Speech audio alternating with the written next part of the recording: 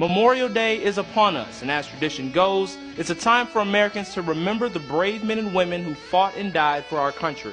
It's also a time to enjoy a 3-day weekend and finally break out that special edition, humongous, it's not spring until the first barbecue UFO-shaped charcoal grill. But did you know 2 cities with the same name but in different states both claim to be the birthplace of this national holiday?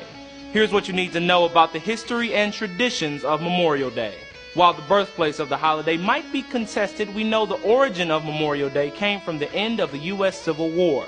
After the war, soldiers in the North and South decorated the graves of comrades who died, at least 600,000 by the time fighting stopped. The U.S. Department of Veterans Affairs says one of the first instances of Americans honoring the fallen took place in Columbus, Mississippi, April 25, 1866. A group of women decorated the graves of Confederate and Union soldiers, but Americans in at least 5 other cities, including Columbus, Georgia, all seem to think they were first. A writer at the New York Times says the claims of the 2 Columbuses, Mississippi and Georgia, are the most nuanced and intertwined, with the misprinted newspaper date being the culprit in the who did it first feud. But he also mentions a forgotten event in Charleston, South Carolina in 1865 that might have triggered it all. Black workmen properly reburied the Union dead that were found there, and on May 1st, a cemetery dedication was held, attended by thousands of freed blacks who marched in procession around the track. Despite all that, Waterloo, New York was named the birthplace of Memorial Day in 1966 because of a ceremony for fallen soldiers that took place a century prior.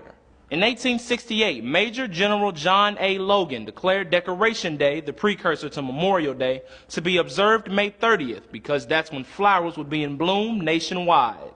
But the wounds from the Civil War lingered, and Americans in the Confederate States considered Memorial Day a celebration for fallen Union soldiers, so they commemorated the dead at their own discretion.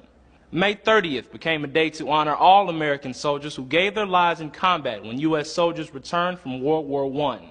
Memorial Day became a national holiday in 1971, and since then, Americans have celebrated the fallen military men and women through tributes, celebration, parades, and more on the last Monday in May.